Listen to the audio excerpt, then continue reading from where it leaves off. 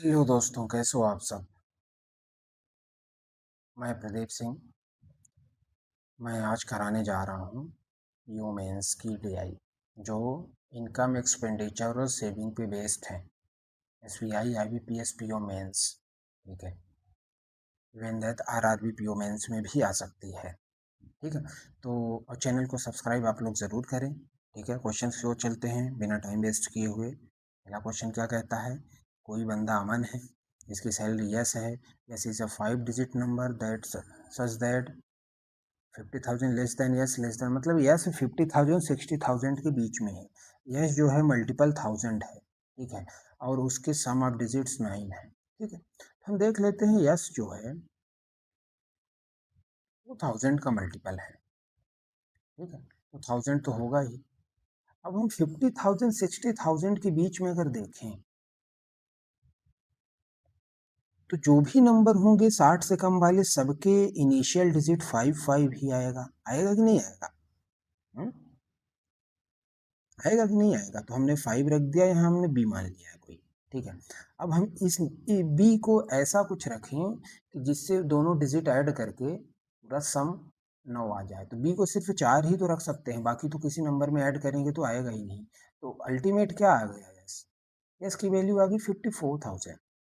आई कि नहीं आई? तो अल्टीमेट हमारे पास यस आ गया 54,000, ठीक है। तो हम आगे चलते हैं। देखो इसमें बोल रहा है अमन स्पेंड करता है P% EMI पे, रिमेनिंग सैलरी का 2P% ग्रोसरी पे, ठीक है, और रिमेनिंग अमाउंट सेविंग। देखो ये P% EMI पे दे रहा है, 2P% स्पेंड कर रहा है कहाँ? रिमेनिंग का 2P%, ठीक है। ये ग्रोसरी पे, ठीक है, ये ग्रोसरी है। और इसके बाद ये सेव कर ले रहा है बाकी बचा हुआ पैसा, ठीक है। इतना बोल रहा है। फिर बोल रहा है कि p इक्वल्स टू 2 की power n, n positive integer है और p लेस देन 10 है, ठीक है। और यहाँ बोल रहा है जो ग्रोसरी में स्पेंड कर रहा है परफेक्ट स्क्वायर। देखो इसकी में ऐसे ही पैसेज को किया जाता है, आप अननेसेसरी चीज़ें पढ़ोगे तो उसका कोई मतलब नहीं, ठीक है। तो grocery is a perfect square number, तो ग्रोसरी जो भी आएगा वो परफेक्ट स्क्वायर होगा, यानी 2P% जो भी रिमेनिंग का होगा वो परफेक्ट स्क्वायर होना चाहिए, ठीक है।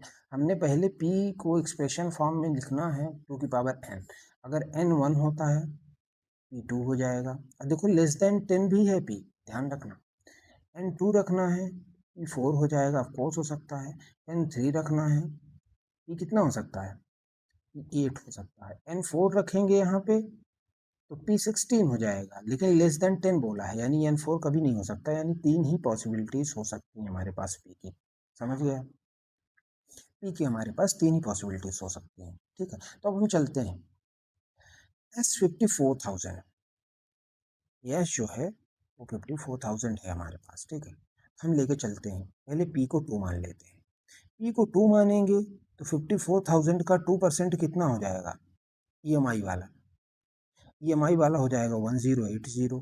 54,000 को 1080 माइनस करेंगे तो कितना आएगा? क्योंकि रिमेनिंग में 2P% निकालना है, उसका स्क्वायर निकालना है, मतलब वो परफेक्ट स्क्वायर होना चाहिए, तभी तो हमने पी तीनों वैल्यूज में से हमें चूज करने को मिलेगा कि कौन सा सही है, ठीक है। तो 1080 माइनस करेंगे तो कितना आएगा? 52,920, इतना ही आएगा ना।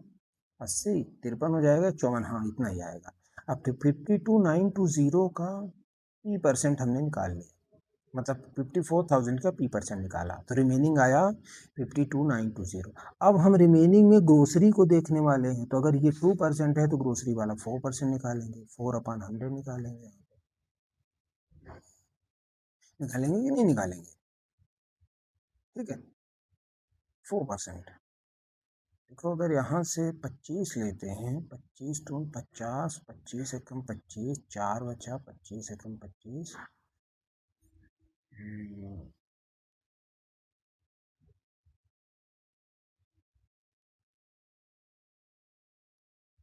कितना आ जाएगा?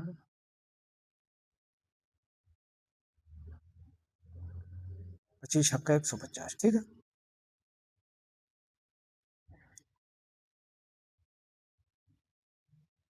कितना आया? 2116, यानी 2P% इसमें कितना आ रहा है ग्रोसरी में? अगर हमने पी को 2% लिया तो पी परसेंट ये आया, रिमेनिंग में से 4% निकाला तो 2 इतना आ रहा है 2116। इसी को देखना है क्या ये परफेक्ट स्क्वायर है। 6 4 6 4 ठीक है, 4 चौक 16 4 पंचे 20, ये 46 का होता है। हाँ है, परफेक्ट स्क्वायर है। यानी पी की वैल्यू हमारे पास 2 आएगी, ये कंफर्म हो चुका है। ठीक है, तो ये तो होगा। ठीक है, अब हम पी को अगर 4 देखते हैं, ठीक है, तो 4 देखते हैं तो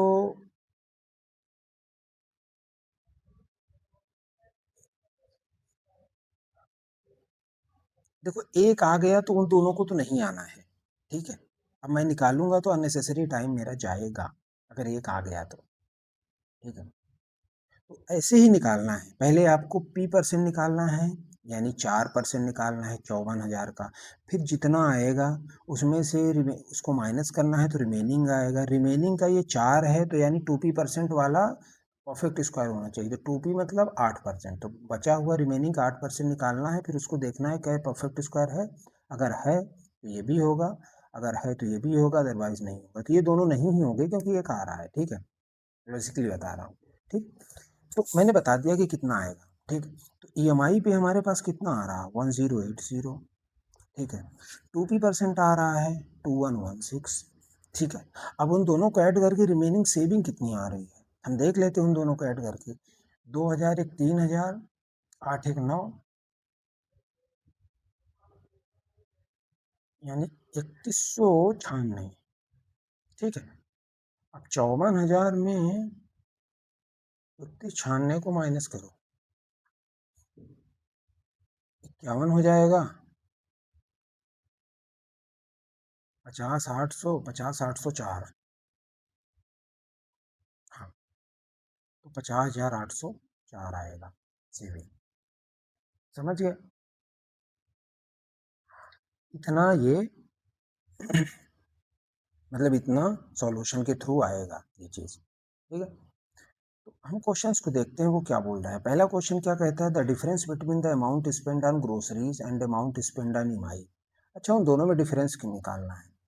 2116 और 1080, उन दोनों का डिफरेंस कितना आएगा पहले के हिसाब से देखेंगे तो 2116 माइनस 1080, 6 आना चाहिए, 11 में 8 3, 21 में 11 10, 1036 तो आ रहा है, मतलब ये सही है पहला वाला। ठीक है, दूसरा वाला क्या बोला, the amount kept as saving,